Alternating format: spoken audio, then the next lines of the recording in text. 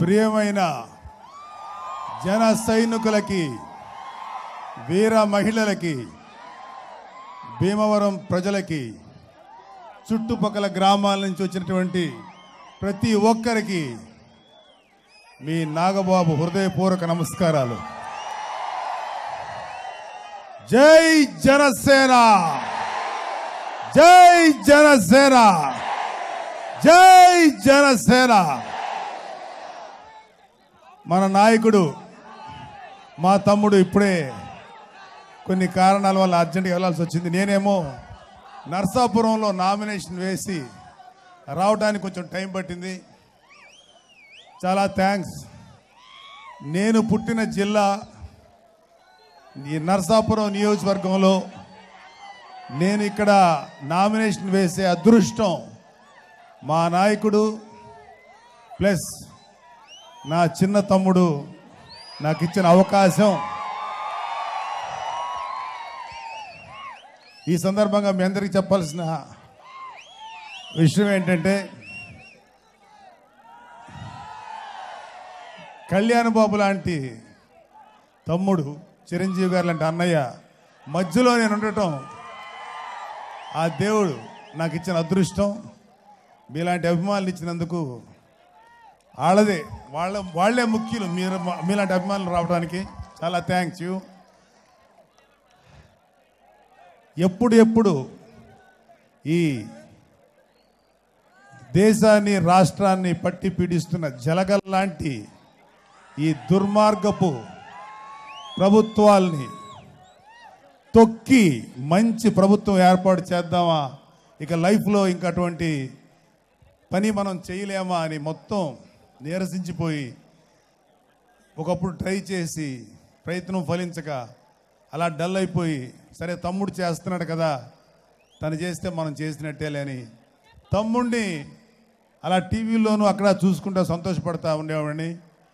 ఇండైరెక్ట్గా ఒక జనసేన అభిమానిగా నా తమ్ముడి యొక్క పార్టీకి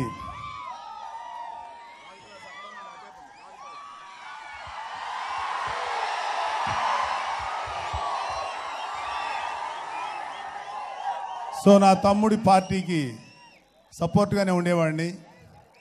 అయితే ఒకరోజు సడన్గా నన్ను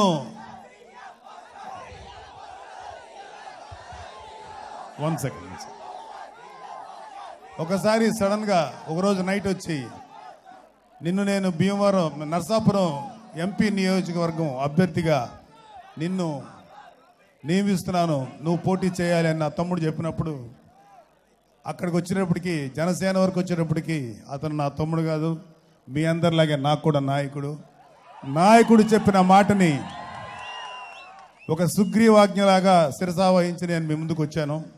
సుగ్రీవాజ్ఞ అంటే అర్థం ఏంటంటే, ఒకసారి సుగ్రీవుడు ఆజ్ఞాపిస్తే పని జరిపించుకొని తీరాలి. సో తమ్ముడు ఆజ్ఞాపించాడు, ఈ అన్నయ్య మీకు చేస్తాడు. ఖచ్చితంగా మన ఎదురుగా మన ప్రత్యర్థులుగా నిలబడుతున్నటువంటి వ్యక్తుల్ని ఖచ్చితంగా ఓడించి తీరుతాను.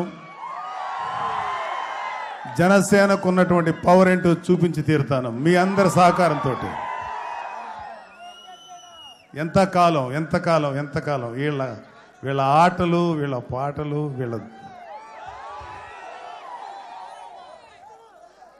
మీరు ఒకసారి గమనించారంటే, క్రిమినల్స్ అందరూ ఒక పార్టీలోకి, మాఫియా అందరూ ఒక పార్టీలోకి, మంచి వాళ్ళందరూ ఒక పార్టీలోకి వచ్చారు.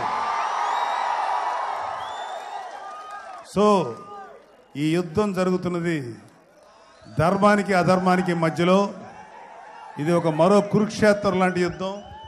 ఈ యుద్ధంలో ధర్మం వైపే విజయం ఉంటుంది.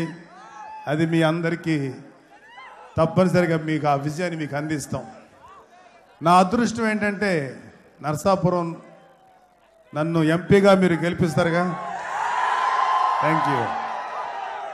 ఖచ్చితంగా ఒక ఎంపీ ఏమి చేయగలడు, గెలిస్తే ఒక ఎంపీ ఏమి చేయగలడని చేయడానికి నేను నిరూపిస్తాను మీకు.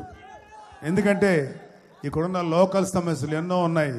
నర్సాపురం నియోజకవర్గంలో ఎన్నో సమస్యలు ఉన్నాయి, అవన్నీ తీర్చాలి. ఒక చిన్న విషయం ఏంటంటే నా కూతురు నా కొడుక్కి నేను ఎటువంటి సహకారం అందించాల. వాళ్లే కష్టపడి వాళ్లే పైకి వచ్చారు, వాళ్లే వాళ్ళ జీవితాన్ని సెటిల్ చేసుకున్నారు. కానీ నాకు మీరందరూ ఆల్మోస్ట్ నా కొడుకు కన్నా చిన్నపిల్లలే మీరందరూ. తమ్ముడు చెప్పాడు కదా, అరే నాకు కూడా ఒక భాగం ఇస్తే బాగుండే ఈ పోరాటంలోనో లేకపోతే ఈ యజ్ఞంలోనో అనుకునేవాడిని.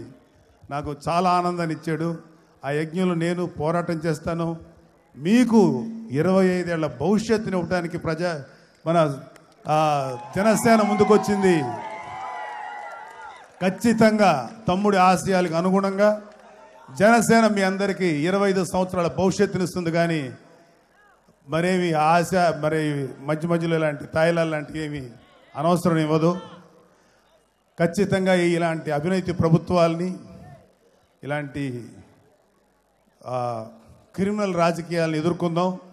నర్సాపురం, భీమవరం, మిగతా అన్ని నియోజకవర్గాలన్నీ కూడా మంచినే గెలిపిస్తాయని మనస్ఫూర్తిగా నమ్ముతున్నాను. Thank you my dear friends. Love you.